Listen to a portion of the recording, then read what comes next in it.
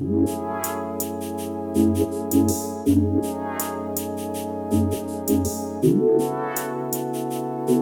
guys, what's up? It's Internet X, and welcome back to another episode of Talking to the Internet. This is an interview series based around creatives in the creative world, and it's meant to provide insight on how to break into the industry, how to find your groove, and the many different paths there are within the industry. I'm beyond excited to introduce my next guest. Born and raised in Sacramento, California, he's the owner of brand and creative label Advisry, which has been seen on people like Virgil Abloh, Tyler the Creator, Steve Lacy, Lena Waithe, Smino, and many more. And just at the age of 22, he's fresh off his second New York Fashion Week presentation, introducing Keith Herron. Thank you for having me. Of course, I'm excited to have you. So I always start off with asking, how are you feeling today? How'd you wake up? Very calm today. I just woke up very early, watched like some interviews, watched a movie, did my laundry, came here. Chill day. Yeah, it's been a chill day. So talk to me about growing up in Sacramento. What was it like? What did it teach you?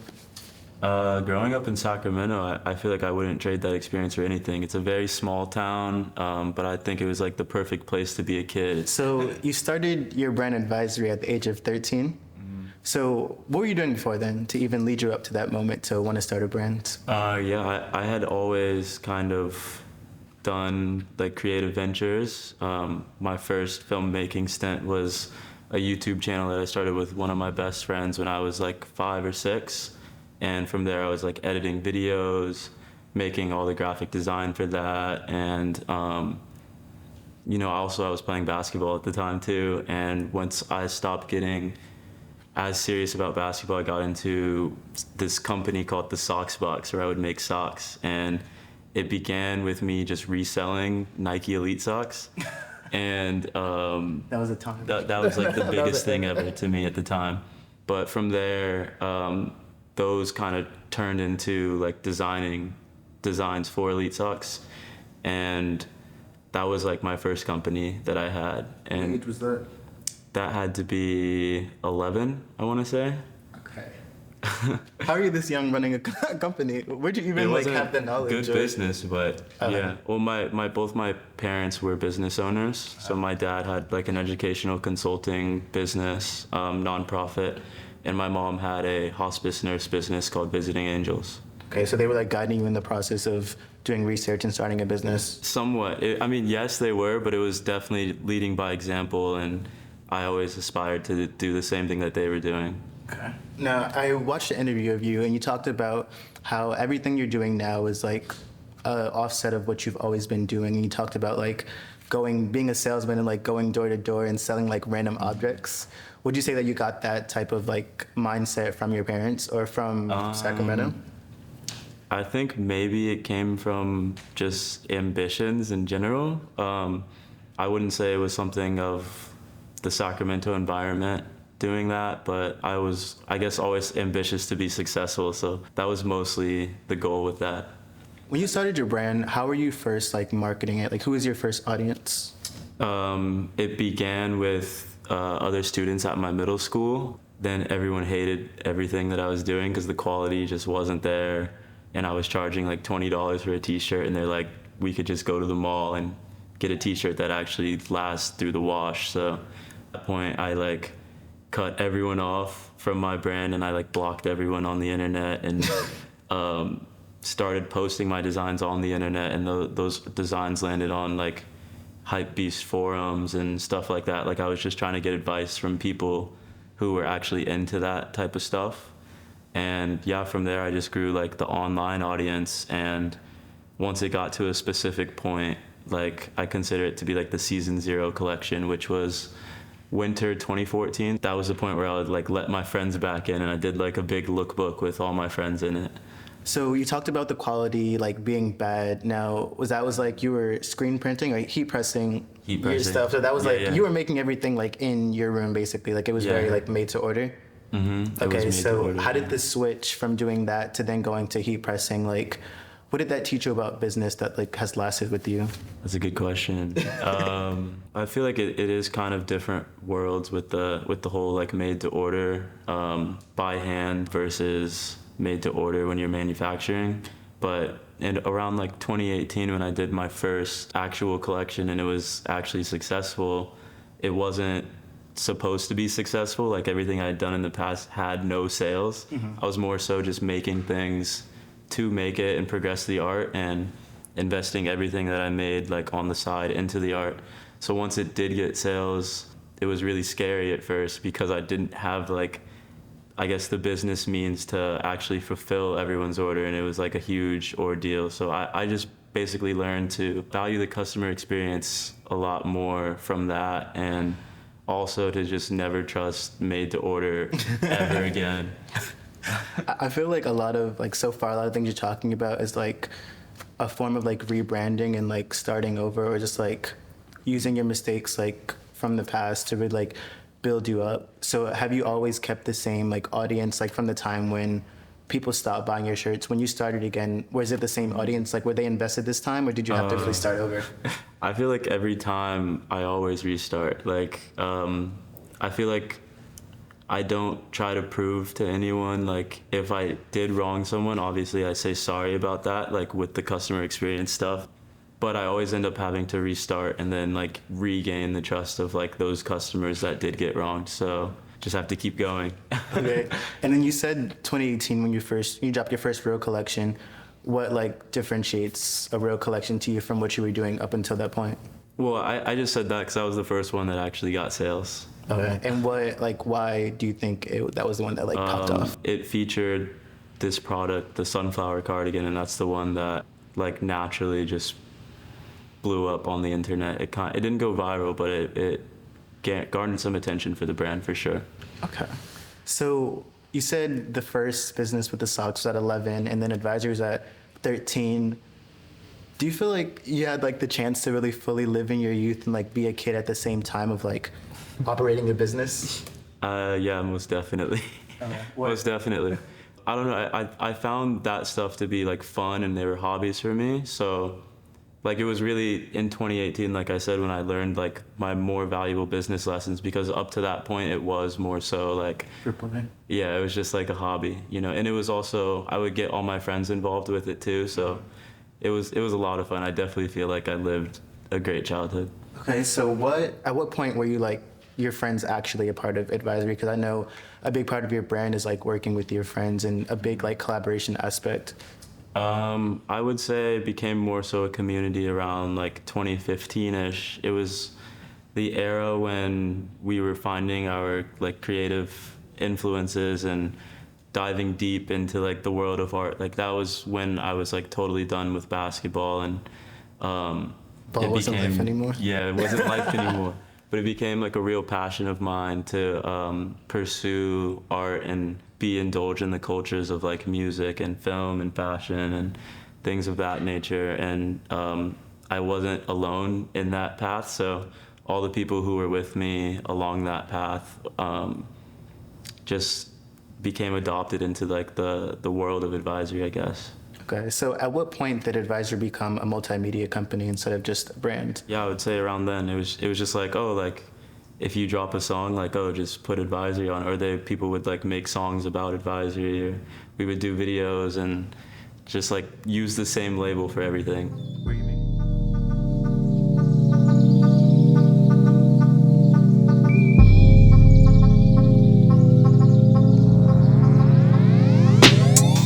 This segment is called 10 Seconds to Explain. I have some photos of the guests. I'm going to show it to them. They're going to have 10 seconds to explain the fit, and then we're both going to rate it at the same time. Are you ready? Let's do it. Okay. Starting off strong. Yeah, that was during an era where I was just thrifting every day, and then after we would thrift, we would take photos. I think it's a calm fit. It's giving like, I mean, what year was this? I think 2017 or 2016. Okay, it's giving like the year. I'm gonna give it, oh, okay. Classic, just easy to wear, puffer with like a button up under it. I love that hat. I want more of them. Okay.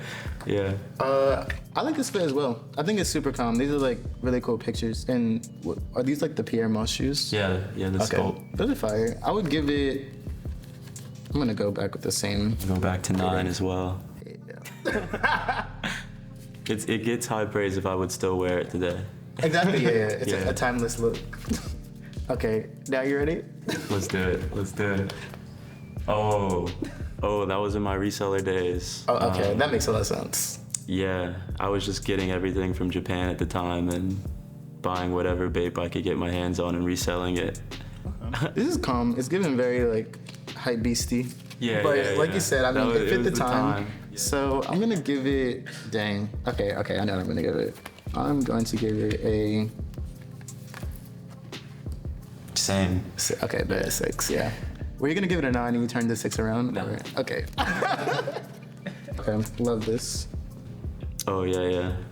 Love that one. That's all from the new collection, season 9, masculine, feminine.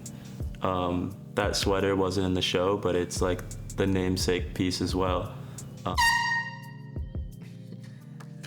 I think this is a really fire fit. I love the way it's captured. I think it's like, it's really calm. That's really calm. I'm gonna rate it. Went back to it. I would do a 7, just for the aspect of me not really being able to see the sweater, but maybe that was my fault. Ooh, okay. I really love that shirt. I wouldn't wear those pants again. Took me a while to get those shoes. It took you a while to get Vans. Those are Supreme Vans No, okay, from like sorry, that- 2008. But these are Supreme Vans 2008? Yeah. Okay, okay, rating. I'm gonna have to go low for this one.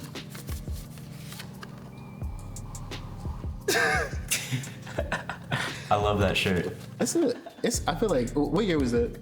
The shirt? No, the picture. That had to be like 2015. But that shirt's like OG BBC. Like you can't find that anywhere. Oh, okay. That's also all from season 7. That cardigan actually has like these like bust down buttons. Okay, this is really calm. I love a chill fit. I love sweatpants in a nice way.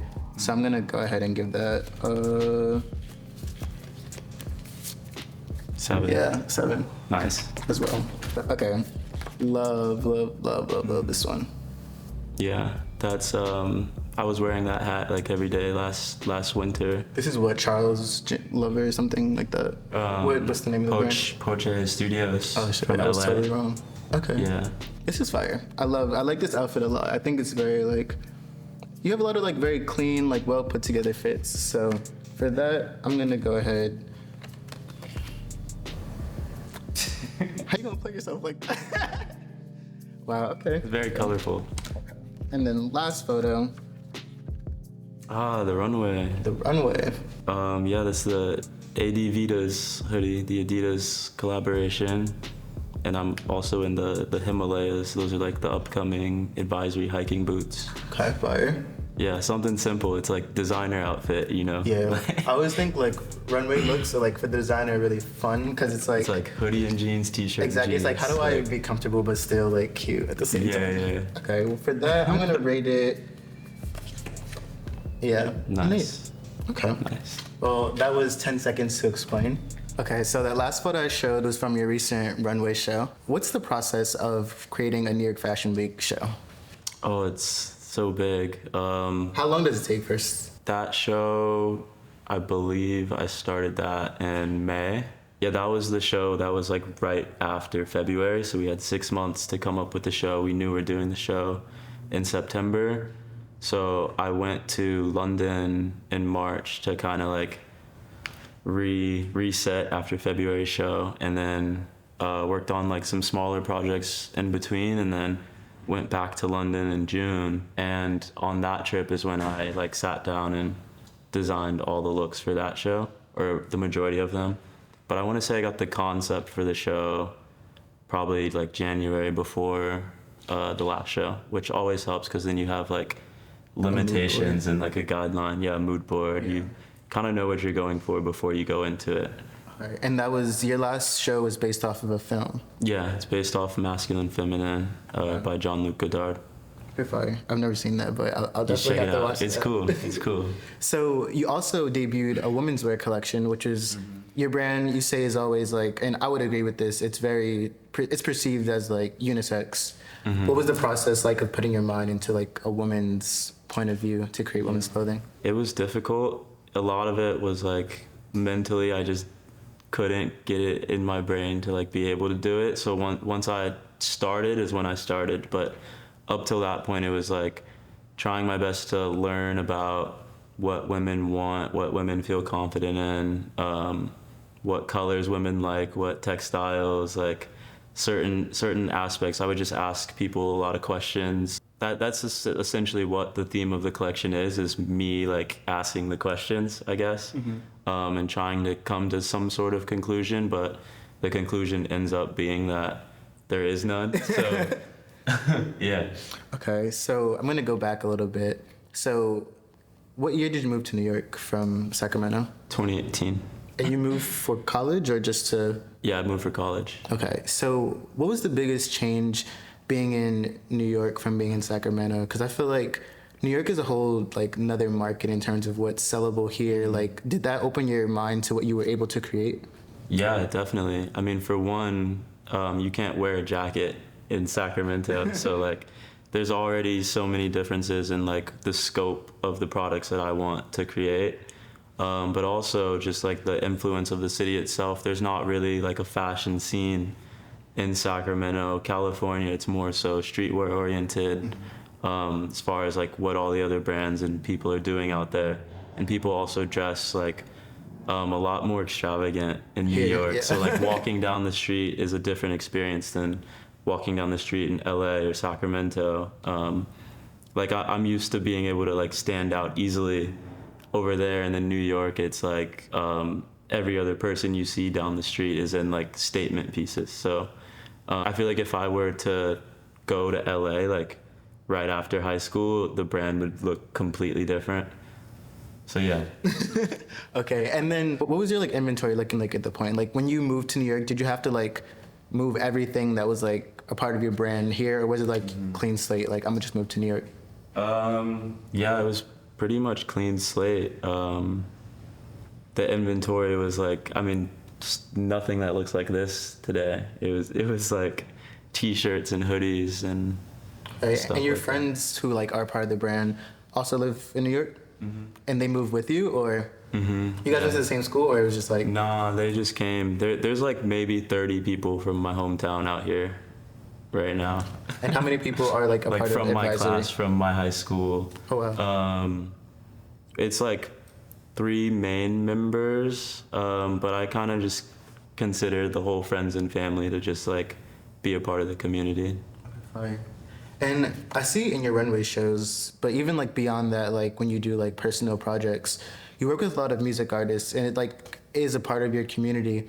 How did that like grow organically, and how has it like influenced the trajectory of your brand? Yeah, I've always done a bunch of music like related projects. So before I even moved here, we had something called Advisry Radio, where we would like interview a bunch of new artists and play their music and all of that stuff. So I've been, I guess, introduced to the world of the music world since then, and also designing merch for other artists and music videos, directing for them, and creative direction, album covers, things of that nature. So I've always welcomed it, and I always love being around that type of stuff. Like when I first came to New York, actually all my friends were musicians. Like I didn't have friends that did anything else. Like I had music friends, like more so than I had college friends.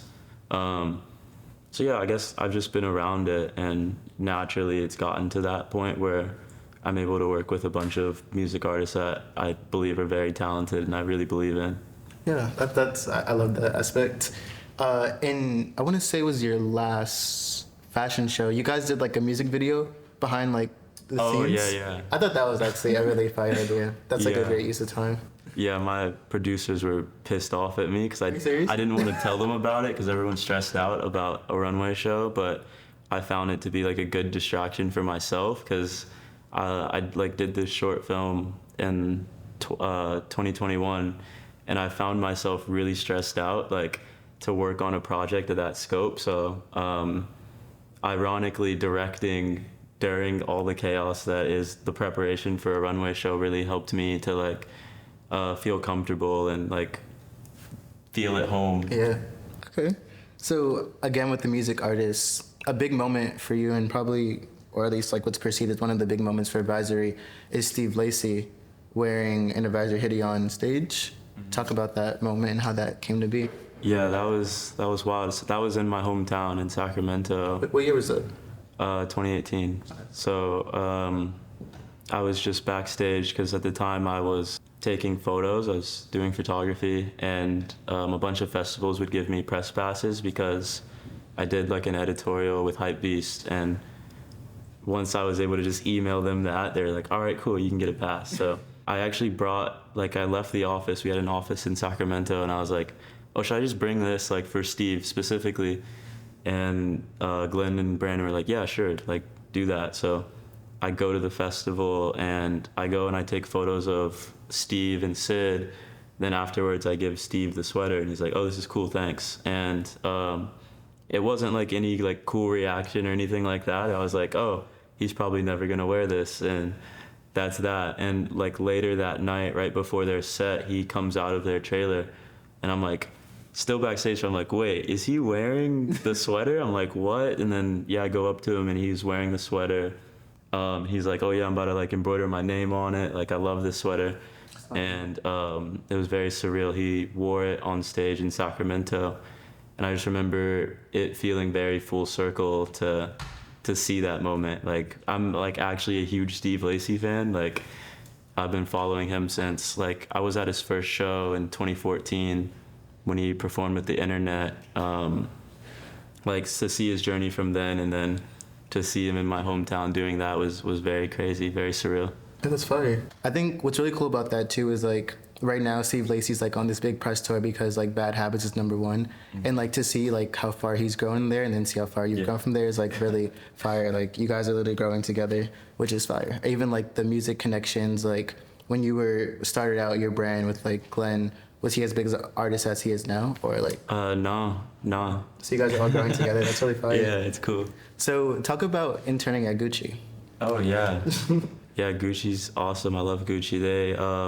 I basically landed that because I was considering dropping out of school, and my dad had a connection there, and he pulled a favor and called Antoine Phillips, who basically gave me the advice to stay in school, and if I did stay in school, I could be his intern. But then the pandemic hit, and the internship went virtual, and then that was like the introduction of the Gucci Changemakers program, which is a scholarship program for fashion students. It's Gucci North America, so it's not like the design side of Gucci. That's all in Milan. So I essentially learned about like the business side of Gucci. And what's the most important thing that you learned there that you put into your own brand? I think for one, it was the fact that they have the same sort of production, not style, but like they are also figuring it out on the level that they're at, and it gave me a lot of confidence in doing what I'm doing, because some people are like, oh, like you don't know what you're doing, but really at any level it's gonna be like just as hard of work. So I think that was one thing that I took and was able to really apply to my brand, just that confidence. And also it definitely inspired me to have aspirations to enter the luxury market as well. When you started your brand, did you have like an idea of where it would be? Or did you even think that it would last longer than?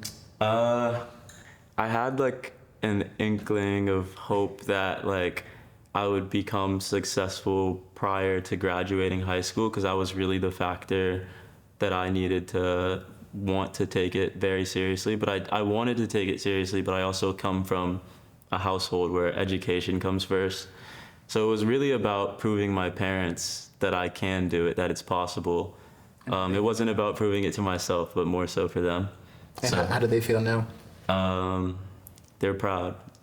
Do they care about you not being in school? Yeah, sometimes it still comes up, and they'll be like, oh, I wish you were still in school, but yeah. What's done is done? Yeah.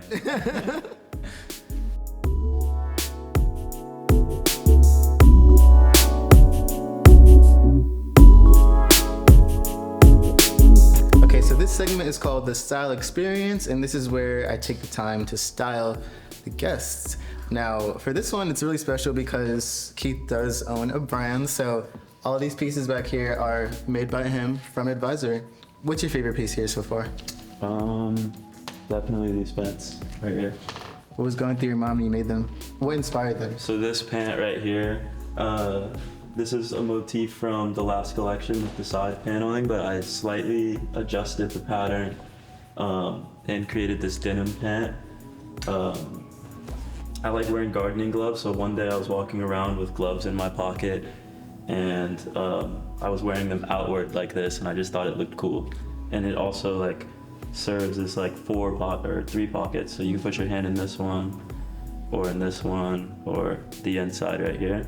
I peeped there's like the hands are like actually like if you put your hands backwards. In it, is that like purposeful? Or? I just thought it would look cooler if the thumbs were faced outward, like aesthetically. So that's the only reason why they're faced outward. Yeah, I love it. My favorite piece, I would say, we talked about this, but these pants, these are like insane. Like I wish you guys could feel like the fabric. The quality is like fire. I love like the glitter detail. And then just like, this is fire. Like I think, I told you this personally, I was like, Pharrell, we'll go crazy in these. Yeah. These are so fire. So now I get to style Keith. Okay. So, I feel like I'm very like by the book when it comes to certain things. So when I was like looking at like your runway shows and I was looking at like your pieces, a couple of things like stuck out to me that I thought like should go together. So I'm gonna start off with these pants. Okay. What show is this from? Sometimes Dancing, season 7. This. You're gonna wear this underneath. This is from the same show? Yep. Okay. And then you're gonna put this on top. On top. Oh, so just the collar showing? Yeah, just the collar showing. Cool. And then I'm gonna match it with the Smith Leopard Doc Martens. I think this is fun because this is like a pretty like basic like color blocking set. So this like breaks it up a little bit and gives it some texture. So I'm gonna start with this. Yeah, sure. Right, Let's get it. Okay. So actually, before we talk about your fit, I forgot to mention the fact that my fit is fully by your brand as well, Advisry. This is fire. This is crazy. This might be one of my favorites too. But your fit. Okay, so full rundown of this fit. The glasses are from a brand named Aquila. Unreleased Advisory sweatshirt. The shirt he sells from Sometimes Dancing, which 2022. Okay, Yeah. fire. And then the pants, same. Yep, same thing. 2022. Docs, we got the Smith Micro Leopard Docs. Those are fire, and you guys obviously can't feel it at home, but they're textured, which is crazy. The pony hair on them goes crazy. So the pants that you love, I love as well. So let's start with these. I want to go for this. Have you been known for putting figures on your shirts? Yes, I have been. And what's the inspiration behind the figures? It's typically just inspirational figures in my life. Hopefully sharing the inspiration with others. What's the inspiration that he gives you? This is Huey P. Newton. He's like pretty much a Black Power figure in the world. He's the founder of the Black Panther Party. So. Fine. I'd love to see it. And then I'm also gonna layer it. Is this the same person? No, that's Bobby Seale, the co-founder with Huey Newton. Okay, so this is a powerful fit, is what you're really saying. Yes, it is. Okay, so we're gonna do these, and then for shoes, I kind of want to try. I want to stay a little simple, and try the black version of the shoes that you have on. Okay. You ready? Yeah. Let's do it. Okay, so this outfit is a lot more chill. I really love like the offsets of it being like 2 graphics. I feel like I would usually like personally like do more like plain stuff, but I mean, it's kind of like what I did here. We're kind of twinning right now. But I'm gonna give you a pair of sunglasses to add to this. Okay. I wanna see these first. Ooh, okay. I wanna try another one. Actually, I wanna try 2 more. Okay, 2 more. 2 more. These. Okay, and then these.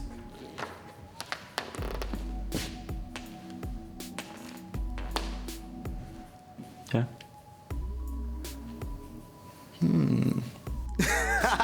I kind of like just the first These ones. ones? The glasses again are from Aquila. this shirt, the sweater, what runway is this? Season 7. Season Both 7. Of these. Both of these, and then unreleased pants. Yeah, season 8. When can people be expecting this? Fall 23. Okay, fall 23. Yeah. All right.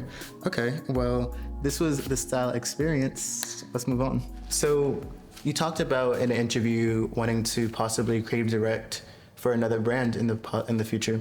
Mm-hmm. What brand would you want to creative direct for? Gucci on record. Yeah, Gucci. That's fine. I mean, that's like a full circle moment. So that would be it'd fire. be awesome. So, what does the future of Advisry look like? What can we expect in the near coming months, years? Doing another show next year. Releasing some shoes. Hopefully all 3, or there's 4 silhouettes now. So hopefully all 4 new silhouettes that I've been showing in the past 2 runway shows. And I have this new bag called the camera bag, which is our first handbag. Okay, fire. When is that out already, or does it? But next year. Okay, come out. fire. And the Uggs, the Advisry Uggs, they're bespoke Uggs that we make by hand actually in New York. Wait, you make the shoes by hand?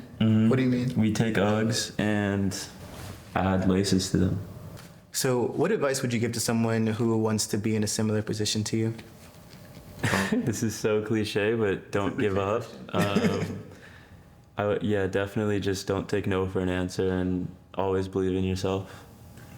And in the near future, how do you plan to, one, grow your advisory community, but also give back? We do these pop-ups in Sacramento every year for the holidays. Is the primary way we directly give back is we do those archive sales, but also I guess just want to continue to inspire the community as well. First, thank you for being on this show. I never told you this, but when I was just figuring this show out and I just knew there was something that I wanted to do, I created a pitch deck, and you were actually one of the people who was like on the pitch deck as a potential guest. So I'm really excited to have you. Oh, amazing. But Thank you so much for having me. Of course. But thank you so much for sitting down. This was Talking to the Internet. You guys can find me everywhere, Internet X. Do you want to give out your socials where people can find you? Yeah, it's at Advisry without an O, just ADVISRY, and my personal Instagram is Young Rooftop, but without an O. No O's. No O's. No O's. In the word young. Okay, fire. Well, thank you guys so much for watching this episode, and I'll see you guys in the next one. Bye.